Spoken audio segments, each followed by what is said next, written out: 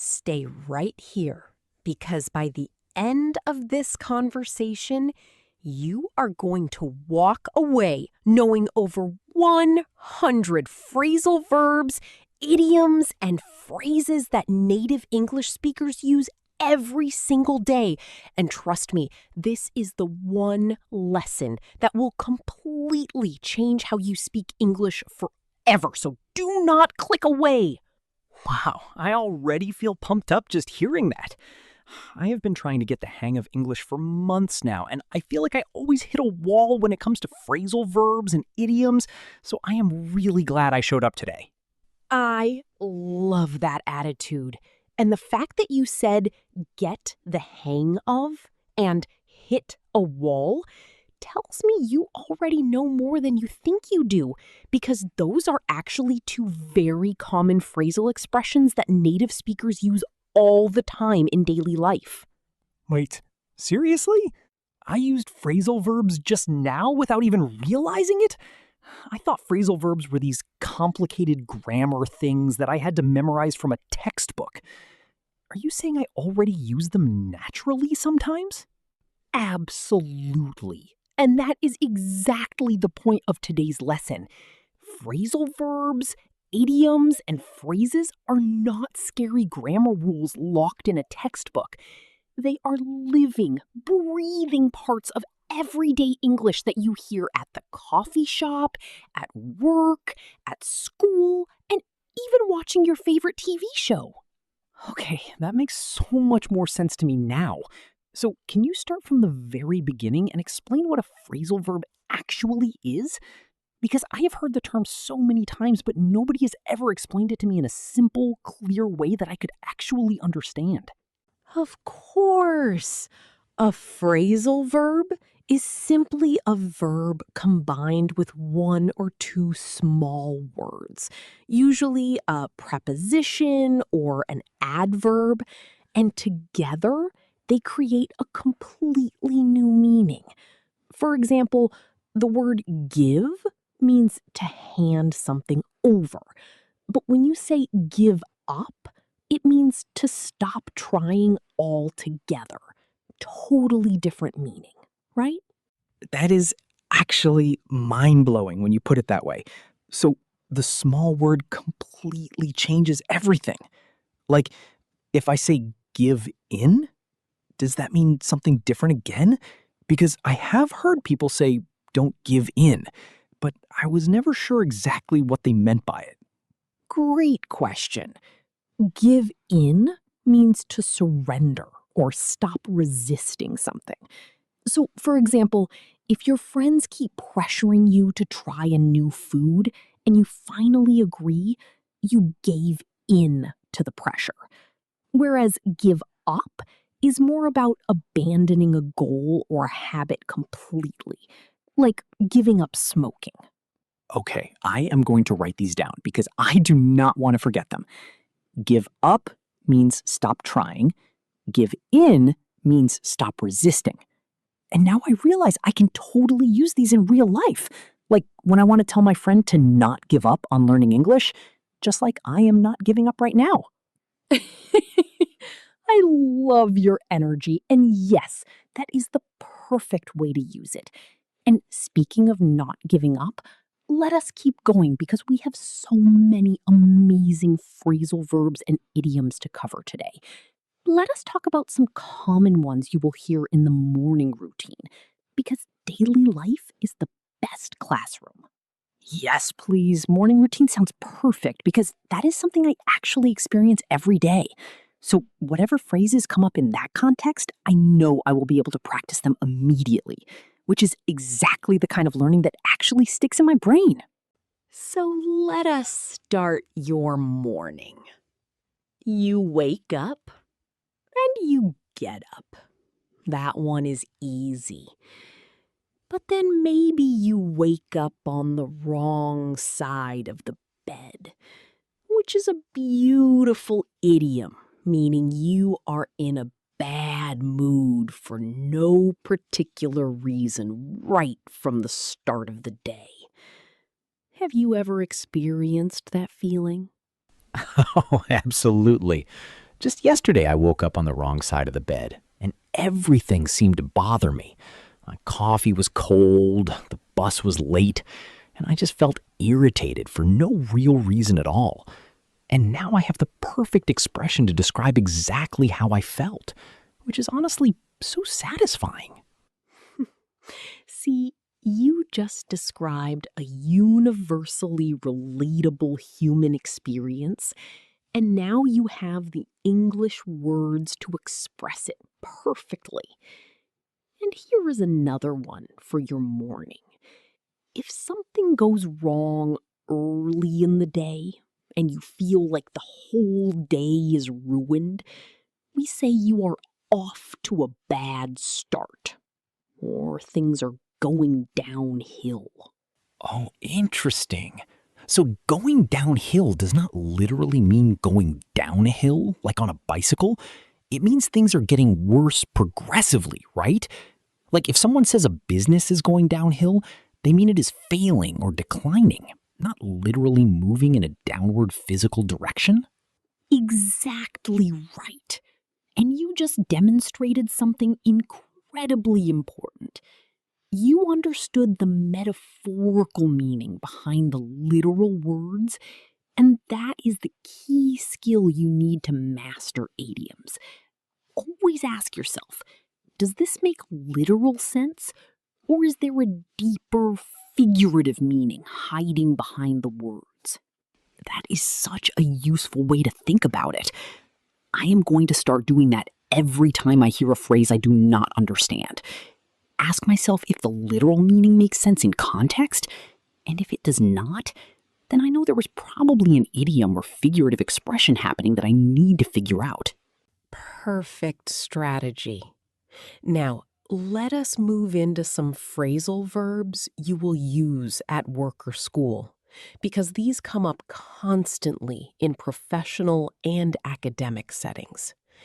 Carry out a task means to complete or perform it. Come up with an idea means to think of or invent it. Look into a problem means to investigate or examine it. Okay, wait. Come up with. I use that one a lot, but I was never sure if I was using it correctly. Like, if my teacher asks me to come up with an example sentence, she is asking me to think of one on my own, right? She's not asking me to physically come and go up somewhere. Exactly. Your teacher wants your brain to produce something creative, not your legs to go anywhere. And here is a funny way to remember it. Imagine ideas are bubbling up from inside your mind, like bubbles coming up in a glass of water. You are bringing something up from inside your imagination. Oh, that mental image is so helpful. Bubbles coming up. I am definitely going to remember that now. And what about look into? Because I feel like I have heard my boss say, I will look into it so many times, but I was not sure if that meant he was actually going to do something or just brushing me off. Well, sometimes it genuinely means he will investigate the situation carefully. And sometimes it is a polite way of ending the conversation without making a firm commitment. Context is everything in English, and learning to read the situation is just as important as knowing the vocabulary itself. Honestly, that is one of the most frustrating things about English for me. Sometimes the same words mean completely different things depending on who says them and how they say them. Like, how am I supposed to know when someone is being genuine versus when they're just being politely dismissive? That frustration is completely valid, and it is something even advanced learners struggle with. The good news is that it gets easier with exposure and practice. The more conversations you have, the more you start reading tone, facial expressions, and context naturally. just like you do in your own native language without even thinking about it. That is actually reassuring to hear because sometimes I feel like I will never reach that level of natural understanding. But knowing that it is just a matter of time and practice makes me feel like maybe there is a light at the end of the tunnel. Speaking of which, is light at the end of the tunnel an idiom? Yes, absolutely. Light at the end of the tunnel is a wonderful idiom that means you can see hope or a positive outcome after a long, difficult period. And the image is beautiful.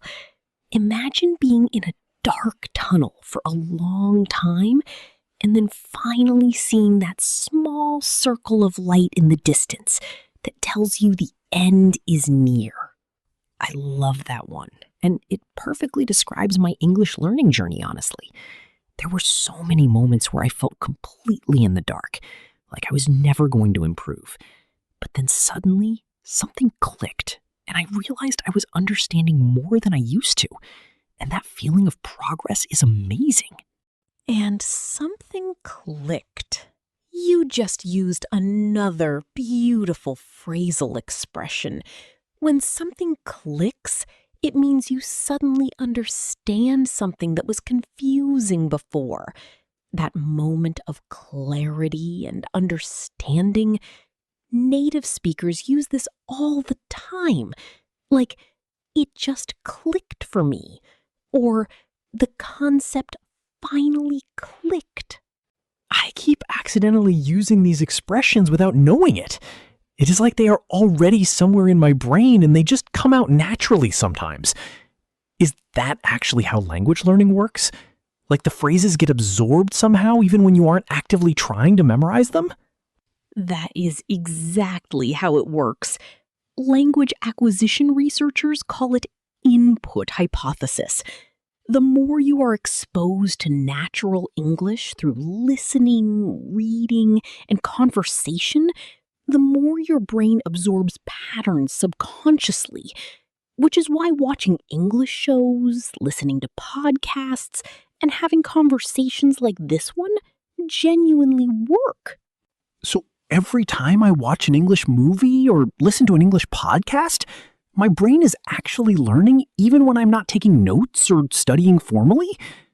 That honestly changes how I think about my learning time. I used to feel guilty watching English TV thinking I was procrastinating instead of actually studying. Never feel guilty about watching English content. That is legitimate learning. Just make sure you are watching actively sometimes, paying attention to new phrases and expressions. But even passive exposure has real value. And since we are talking about TV, let us cover some phrasal verbs that come up in entertainment and social life. Yes, this is my favorite area because I spend a lot of time watching shows and hanging out with friends.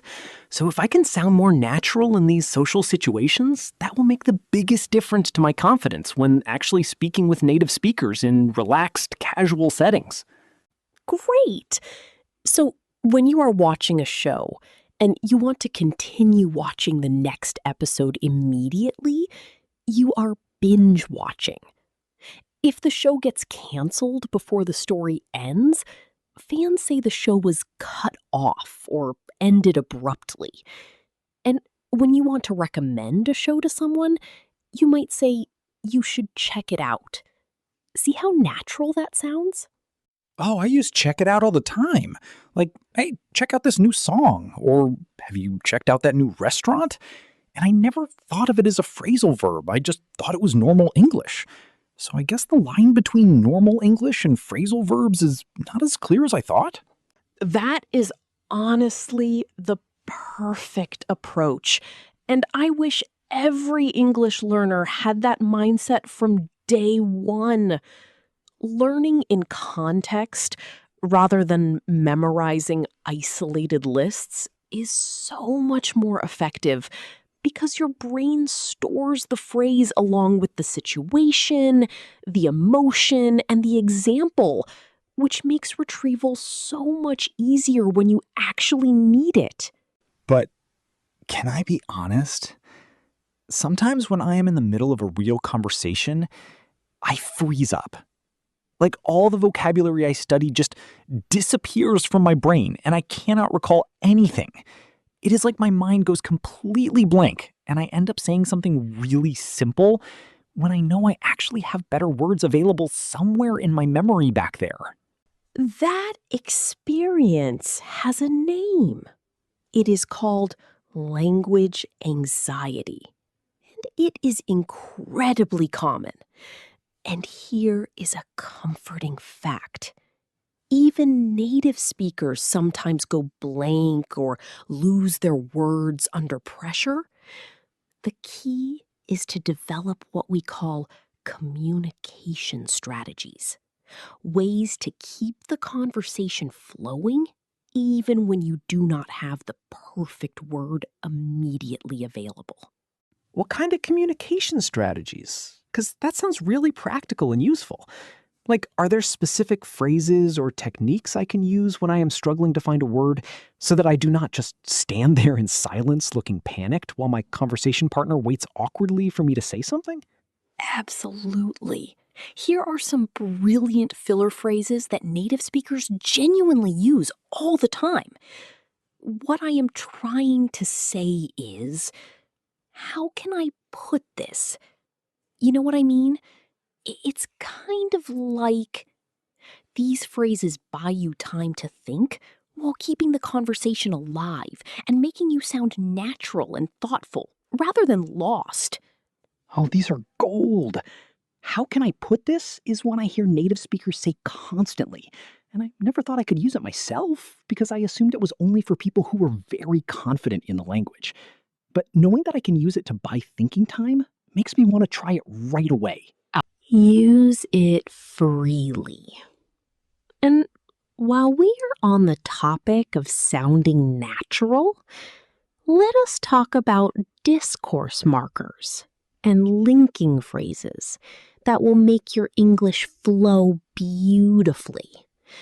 Expressions like having said that, on the other hand, to be honest, at the end of the day, and all things considered will make your speech sound polished and connected. At the end of the day, I hear that one so much. Like people use it to wrap up a point or make a conclusion, right? So it does not literally mean at the end of the 24-hour period. It means something more like when everything is said and done, or ultimately this is what matters most. Am I understanding that correctly? Perfect understanding. At the end of the day, what matters is that you keep practicing. See how it works as a conclusion signal? It tells your listener that you are about to make your most important point. And having said that works similarly. It introduces a contrasting point. Like, having said that, there are exceptions to every rule. You know what is funny? I have been using "you know what" at the beginning of sentences all throughout this conversation, and I just realized that is also a discourse marker. It's a way of signaling to the other person that you're about to say something you think is interesting or surprising. Is that right? Exactly right. And you know what is one of the most conversational and natural discourse markers in English? It creates connection and anticipation. And while we are having this conversation, I want to pause and say something directly to everyone watching. If you are enjoying this lesson, please drop a comment below telling us which phrasal verb or idiom was your favorite so far. Yes, please comment. And actually, here is a discussion question for everyone watching. Which situation do you find most difficult for English? Is it at work, with friends, watching movies, or traveling? Because I think sharing our struggles helps everyone feel less alone in this learning journey. I love that. And for everyone who is watching right now, we genuinely read every single comment. Your engagement helps us make better content for you. So like this video if it is helping you. Share it with a friend who is learning English. And tell us in the comments what topics you want us to cover next. Can we talk about phrasal verbs for traveling now? Because that is one area where I get really nervous. I am always afraid of misunderstanding something important at the airport or the hotel and ending up in an embarrassing or even stressful situation because of a language gap. Great topic. At the airport, you will hear check in, meaning to register your arrival. Board the plane, meaning to get on it. If your flight is delayed, they might say it is pushed back by 2 hours. And if you need to transfer to another flight, you connect to it or you have a layover. All very useful expressions. Okay, the pushed back one is interesting because I once heard someone at an airport saying the flight was pushed back, and I thought they were saying the flight was canceled or going in reverse somehow. I was completely confused and stressed until I finally figured out it just meant the departure time was moved later. That is such a relatable moment. And it shows how important context is. At an airport, pushed back almost always means a time delay. But in other contexts, pushback can mean to resist or challenge something. Like the employees pushed back against the new policy, meaning they resisted or objected to it. So the same phrasal verb has different meanings in different contexts? That is both fascinating and slightly terrifying. How do advanced learners keep all of this straight in their head? Is it just years of exposure and practice, or is there some kind of system or shortcut that helps organize it all? Both, honestly. Years of exposure definitely help. But there are also smart strategies. Grouping phrasal verbs by topic or by the base verb helps a lot. For example, if you learn all the put phrasal verbs together, put off, put up with, put aside, put forward, put down, you start to see patterns in how put behaves as a verb in different combinations. Okay, let us do that right now. Can you go through the main put phrasal verbs with examples? Because I have heard all of those at some point, and I know some of them, but I am not confident I am using them all correctly. Especially put up with, which I have always found a bit confusing in terms of meaning. Perfect. Put off means to postpone something. I put off my dentist appointment because I was nervous. Put up with means to tolerate something unpleasant. I cannot put up with this noise anymore. Put aside means to save or set something apart. Put aside some money for emergencies. And put forward means to suggest or propose.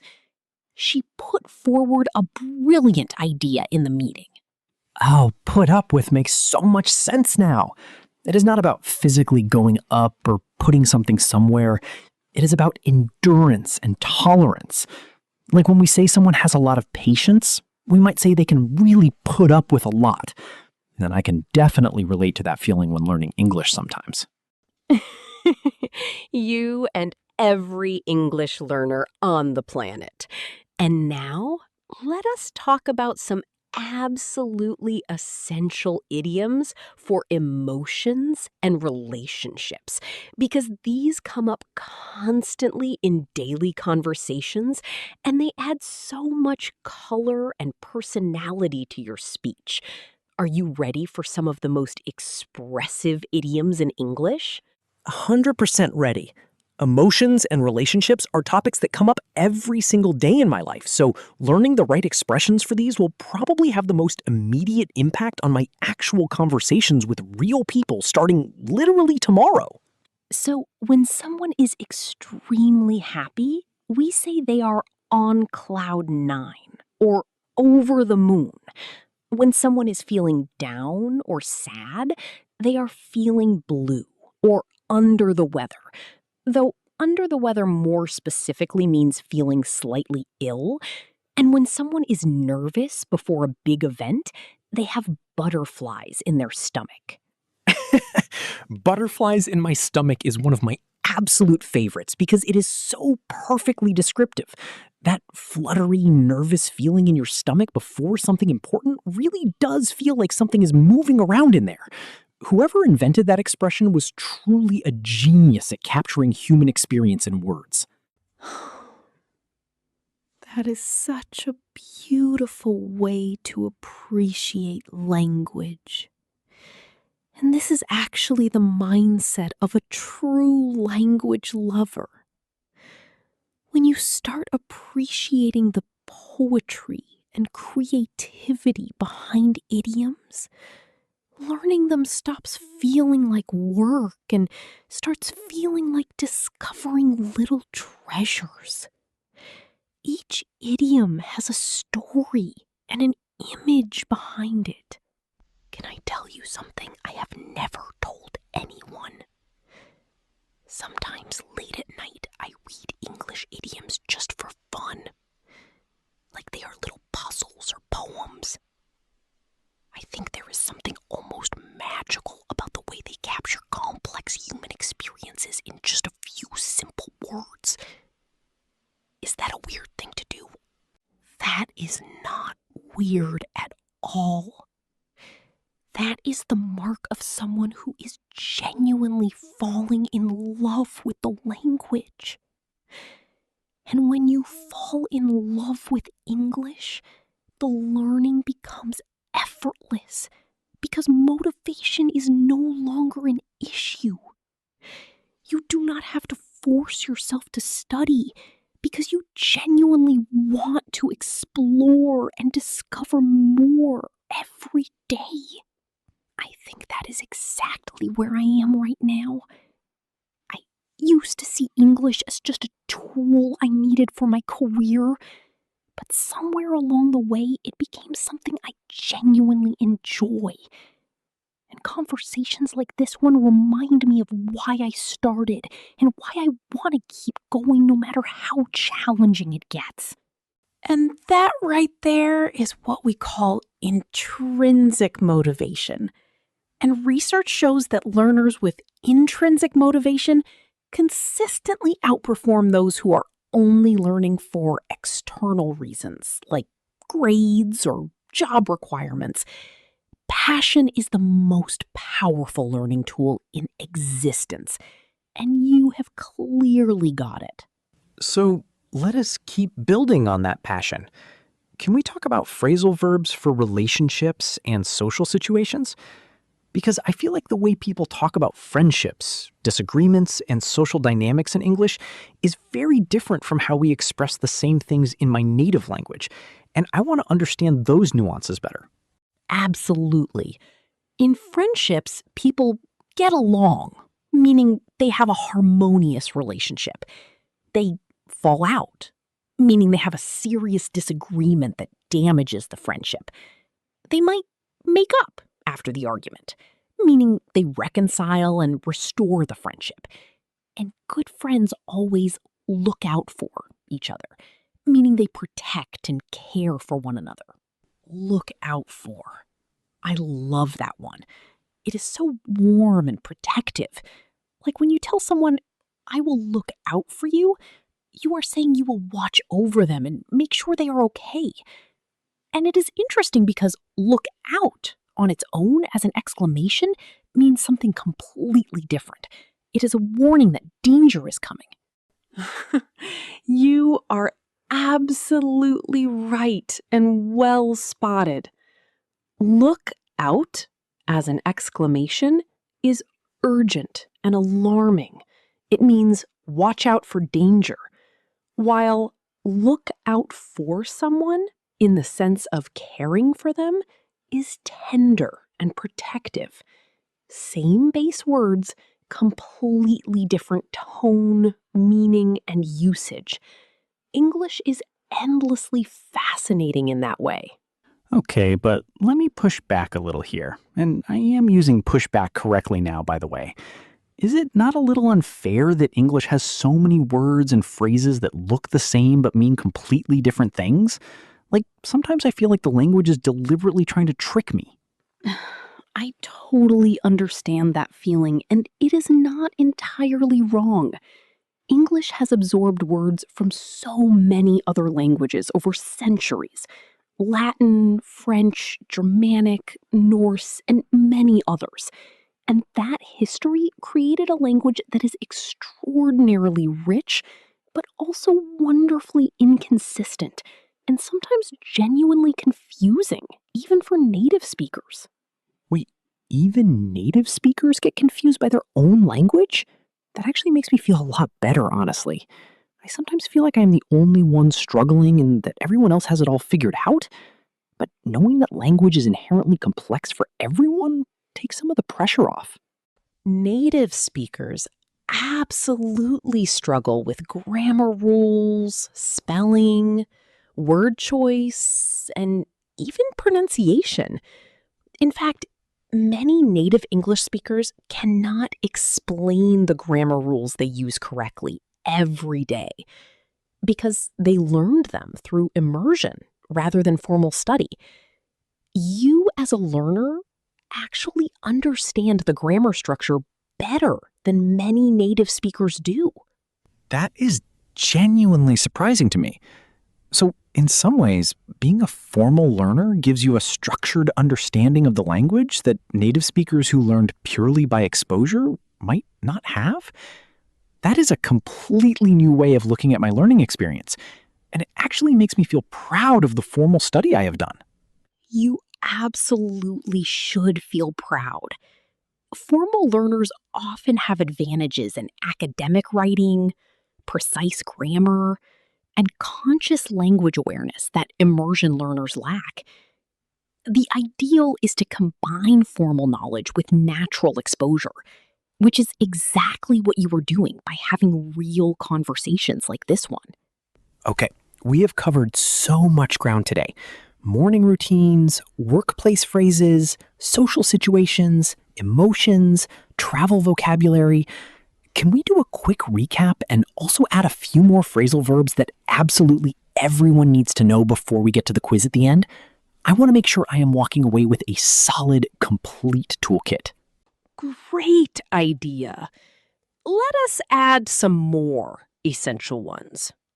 Run out of means to use up all of something, like I ran out of time, or we ran out of milk. Go through something means to experience a difficult situation, like she went through a tough time. Bring up a topic means to introduce it into a conversation. And turn down an offer means to refuse or reject it. Turn down is interesting because a thermostat or a volume dial also gets turned down. So is the idiom related to that physical action? Like the original meaning was about literally turning a dial down and then it became figurative for rejecting something? I love thinking about where these expressions originally came from. Language historians believe many phrasal verbs did evolve from literal physical actions that then became metaphorical over time. Turn down likely did evolve from the idea of physically turning something to a lower position. And this is actually a fantastic memory strategy. Trace the physical origin of the phrase, and the meaning will stick much more easily. I am adding that to my learning toolkit immediately. Trace the physical origin, find the image, and the meaning sticks. I feel like today I have not just learned phrasal verbs and idioms, I have also learned how to learn them more effectively, which is honestly even more valuable than any individual expression. That is exactly the highest level of meta learning. When you learn how to learn, your progress accelerates exponentially. And before we move to our quiz, I want to cover just a few more beautiful idioms because they are too good to leave out. Bite the bullet means to endure a painful situation with courage. Hit the nail on the head means to describe something exactly correctly. Hit the nail on the head. I have heard that so many times, and I always loved it. Like when someone finally says exactly what everyone was thinking, but nobody could articulate, and someone says, "You hit the nail on the head." It is such a satisfying expression because it really captures that feeling of perfect precision. And here are 3 more before we wrap up the main content. Spill the beans means to accidentally or deliberately reveal a secret. Let the cat out of the bag means almost the same thing. And beat around the bush means to avoid saying something directly, to talk around the point without actually making it clearly. Beat around the bush. I think I do this sometimes in English conversations because when I am not sure of a word, I end up describing it from different angles instead of saying it directly. So, in a way, my vocabulary limitation causes me to beat around the bush sometimes, which is kind of ironic and also kind of funny when I think about it. That is actually a perfect real-life example of the expression. And honestly, describing around a word is a legitimate and effective communication strategy. It is better to beat around the bush intelligently than to fall completely silent. And often, when you describe a word carefully, your listener understands perfectly, and everyone walks away satisfied. Okay, I am so excited for the quiz. I feel like I have absorbed so much today. And to everyone watching, please do not skip the quiz, because testing yourself is one of the most scientifically proven ways to strengthen your memory and actually retain what you have learned today, rather than just letting it fade away by tomorrow. Beautifully said. And while we get ready for the quiz, one final thought. Language learning is a marathon, not a sprint. Some days you will feel incredible, and other days you will feel like you are back at square one. But every single conversation, every single lesson, every single video you watch is adding to your foundation, even when progress feels invisible. That reminder means so much. On the hard days especially, knowing that the effort is never wasted even when you cannot see the results immediately. I am going to keep that thought with me every time I feel like giving up, which, as we learned today, I absolutely refuse to do. I am not giving up on English. Ever. And that determination is your greatest asset. More valuable than any grammar book, any vocabulary list, any lesson. The learners who succeed are always the ones who keep showing up, keep practicing, and keep believing in their own ability to improve. You have all of that, and it is genuinely wonderful to witness. Thank you so much. And thank you to everyone watching English Conversation Amelia. Please like this video if you learned something new today, share it with someone who needs it, subscribe to the channel, and most importantly, drop a comment below. Tell us your favorite idiom from today, Or share your own English learning story, because every story inspires someone else.